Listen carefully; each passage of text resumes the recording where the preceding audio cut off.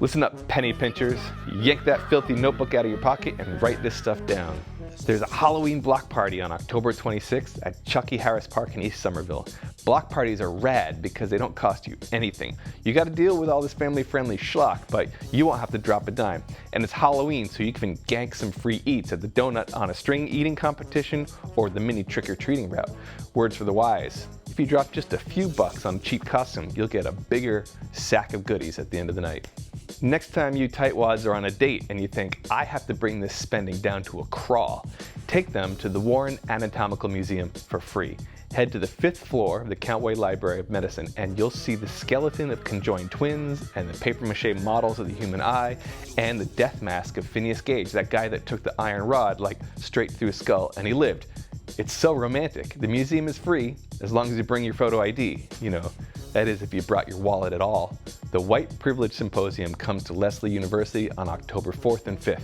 Keynote speakers include Robin DiAngelo, the best-selling author of White Fragility, and Darnissa Amante, the CEO of DEEP, that's Disruptive Equity Education Project. Registration for this conference can be done through the Lesley website at lesley.edu. I don't know what it will cost, but I assume you'll at least need to bum some internet service from your friend in order to sign up. Are you tired of sitting around the couch wishing that you had the free cash to train for a triathlon? I mean, I know I do. Well, prep for the 13th annual Tully Lake Triathlon with a fine group of women for free. The Women's Tully Triathlon Training Group welcomes all ages and abilities and supplies the motivation and learning you need to be successful. It ain't free, but only costs $5. That's October 7th at the Tully Lake Campground in Royalston. What? According to Sesame Street magazine, National Grouch Day happens on October 15th. A lot of things make a grouch generally unhappy, except for one miserable day each year when they're only unhappy when others are unhappy too. So enjoy the Grouch Day this year. Or don't. I don't care. I mean, I don't even want to hear about it anymore. Don't let that notebook run through the wash, or you're going to forget all this amazing stuff. Well, we have a very exciting event coming up, and here to tell us about it is Julie Levin. Julie, welcome to the show. You're the founder of Shelter Music Boston. Just briefly, what is Shelter Music Boston? First of all, thank you for having me here. Shelter Music Boston is a social service organization that I founded in 2010 to deliver classical chamber music concerts, always performed to the highest artistic standards, to homeless shelters and centers serving individuals recovering from substance abuse throughout the greater Boston area. Currently we have 7 partners, so the 3rd week of the month we are visiting these 7 different venues and performing a classical chamber music concert in each venue. In each shelter, right? Absolutely, yeah. Yes. But then you commissioned an opera, and this opera is going to be formed on when? On October 17th. October 17th. Yes. And where is it going to be performed? That will be performed at the Dane Estate, which is on the campus of Pine Manor College in Chestnut Hill. Oh, that's great. And what's the opera about? The opera is about the African-American composer Florence Price, who was actually educated at New England Conservatory here in the Boston area.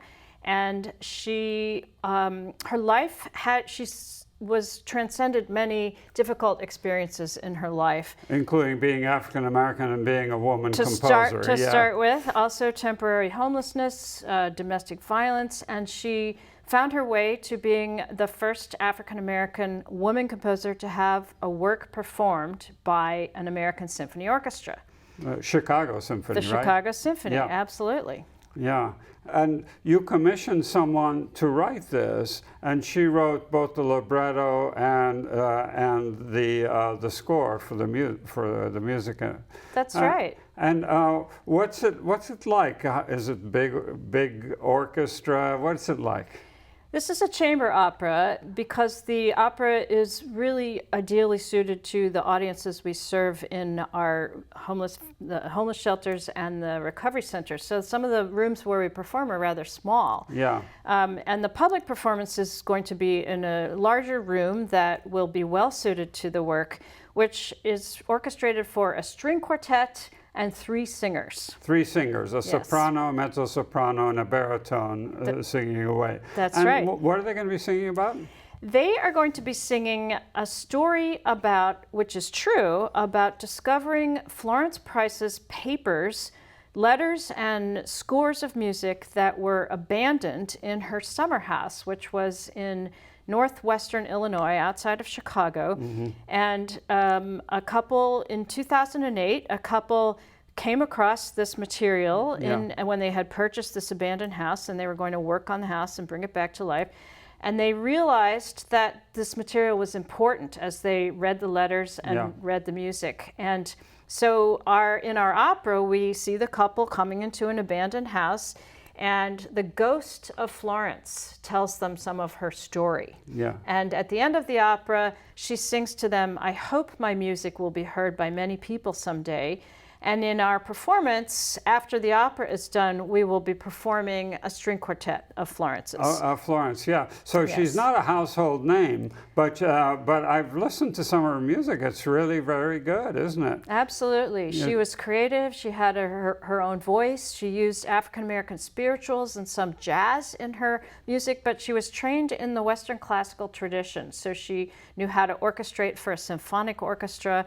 She wrote several violin concertos, a number of symphonies, many, many songs. She was trained here at New England Conservatory, right? That's absolutely right. So again, tell us the venue and the date, On October 17th, Shelter Music Boston will perform Florence Comes Home, which is the name of the opera. Florence Comes Home. Florence Comes Home, October 17th at the Dane Estate in Chestnut Hill. And so this is a big event because it's a premiere of a work, and in a sense, you're reviving her. You're taking away the injustice that was done by her being ignored. Absolutely. Yes, absolutely. And as far as I know, this is so far the only operatic work that has been written about Florence. So it's going to be an exciting event. All right. Thank you, Julie. So we encourage you to come to this performance October 17th. I'm going to be there, and I hope to see you too.